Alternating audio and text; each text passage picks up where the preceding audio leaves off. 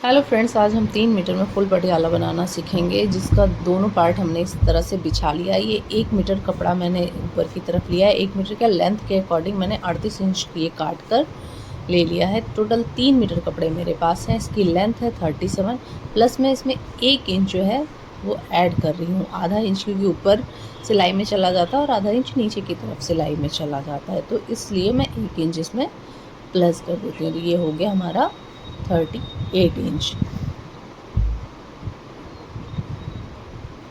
चलिए अब इसके बाद हम बात कर लेते हैं इसके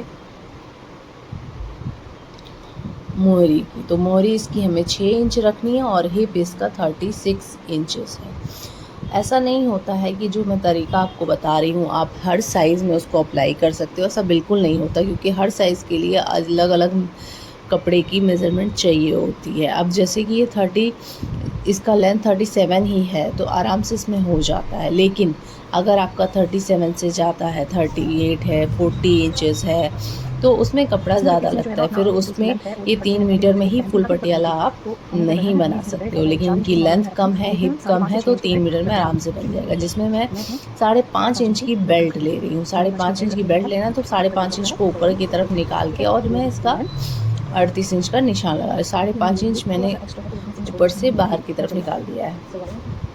तो ये हमारा 38 इंच का पार्ट तैयार हो रहा है। आप कम अगर ये पार्ट रखना चाहो तो आप इसे 16 इंच या 14 इंच भी रख सकते हो, लेकिन मैं इसे कंप्लीट ले रही हूँ, इसलिए मैंने इसको एक बार और फोल्ड कर लिया। डबल फोल्ड तो पहले था, एक बार और फोल्ड कर लिया। उसके बाद मोहरी का निशान जो 6 पे था वो लगा लेंगे। 6 पे निशान लगाने के बाद मार्जिन का निशान लगाएंगे और मार्जिन के निशान के पास 1.5 से 2 इंच मार्जिन का निशान रखना है। उस वहाँ से ऐसे तिरछा निशान लगा के इस चीज़ को हमें काट के निकाल देना है। तिरछा निशान इसलिए लगाते हैं कि बहुत ज़्यादा नीचे मोहरी की तरफ झोल दिखाई ना दे हमें, तो इसको हम काट के ऐसे निकाल देंगे।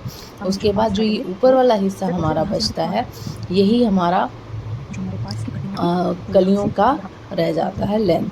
तो हमारी कलियों की लेंथ कितनी आ रही है आप देख सकते हो। ये 28 इंच के करीब हमारी कलियों की लेंथ आ रही है। तो अब जितना हमने पार्ट्स के लिए लिया था उतना हमें लेने की ज़रूरत नहीं है, बल्कि सिर्फ हमें 28 इंच की कलियाँ इसमें रखनी है। इसकी 2 जगहों पे हमें गुटके लगा देने हैं, ऊपर की तरफ और नीचे की तरफ, जिससे इसके क्लिच की जो प्लेट होती है ना वो देने में हमारी आसानी होती है। इसमें मैं आपको एक चीज़ मेन बताने वाली हूँ, उसी के लिए मैंने ये वीडियो बनाया है। उसके बाद मैं आपको क्लिच की प्लेट कैसे देते हैं ये स्टिचिंग करते वक्त ज़रूर बताऊँगी। ये आप देख सकते हो, इसका जो सीधा पार्ट है जिस तरह से हम नॉर्मल सलवार काटते हैं उसमें से 20 इंच मतलब 40 इंच की ही इसकी अर्ज है, तो 20 इंच ही आ रहा है। तो हम 20 इंच पे कट करेंगे तो 20-20 इंच की हमारी 2 कलियाँ आ जाएंगी।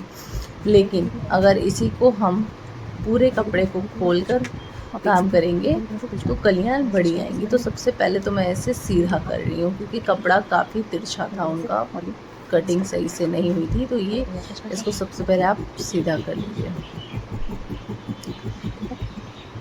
इसके बाद अब हम इसमें से सबसे पहले अपनी बेल्ट निकाल लेंगे।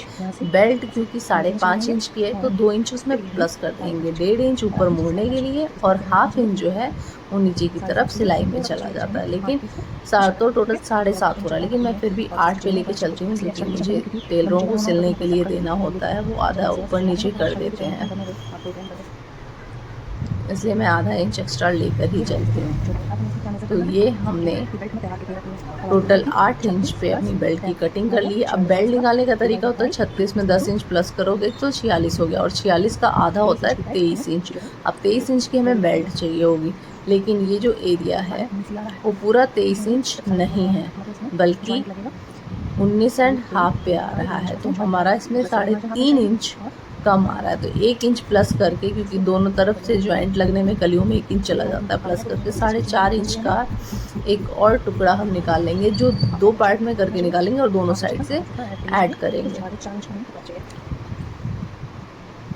तो ये देखिए, अब हम उस ज्वाइंट के लिए निशान लगाएंगे। 4.5 इंच हमें चौड़ाई चाहिए, इसका निशान लगा लेंगे। या फिर आप ऐसा भी कर सकते हो, जितनी लंबाई चौड़ाई चाहिए उतने का निशान लगा लो, या फिर डायरेक्ट ऐसे बेल्ट को रखो, ये जितना हमारा बेल्ट चौड़ा है उतना वो आ जाएगा, और लेंथ जितनी हमें बढ़ानी है 3.5 इंच 4 इंच वो आ गई, तो हम उसे खींच लेंगे। उसके बाद इस पार्ट को निकालेंगे और साथ में जो आगे बचा हुआ पार्ट है वो भी निकाल लेंगे, क्योंकि उस साइड से बंद वाला पार्ट है, तो वो पूरा हमारा नीचे जो मोहरी बनाएंगे उस मोहरी के लगाने के काम आ जाएगा। क्योंकि मोहरी के लिए हमने सलवार में कपड़ा नहीं छोड़ा है, सिर्फ आधा इंच सिलाई मार्जिन छोड़ी है, तो उसमें अलग से कपड़ा चाहिए होता है। क्योंकि मैं फोम वाला बना रही हूँ तो मैंने अलग से ही रखा। अब देखिए इसके एक साइड तो सीधा हो गया था, पर दूसरे साइड भी इसका तिरछा ही है, तो हम जो अपना मोहरी वाला पार्ट है उसको यहाँ पे रखेंगे और इसको सीधा कर लेंगे उसी के बराबर में, जिससे हमारा ज़्यादा कपड़ा ख़राब ना हो। अब ये हमारे दूसरे पैर की भी मोहरी निकल गई। अब इस पूरे कपड़े को खोलकर हम मोड़ लेंगे। ये आप देख रहे हो, हमने पूरे कपड़े को खोल के ऐसे मोड़ लिया। अब चौड़ाई हमें कितनी मिल जाएगी, इसकी अर्ज है 40, तो हमें कंप्लीट 40 की कलियां मिलेंगी। अब उसके लिए हमें करना क्या है, इस तरह से हमने बिछा लिया। ये आप देखो,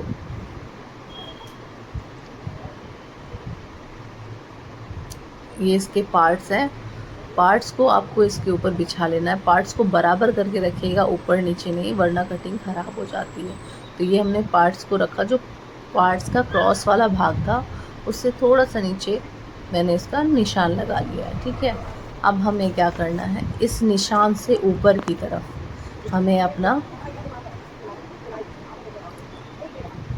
आसन का जो एरिया होता है वो छोड़ना है। तो मैं इसमें आसन करीब 14.5 इंच लूँगी, क्योंकि 36 इंच उनका हिप है, तो मैं 14.5 इंच पे ही बनाती हूँ।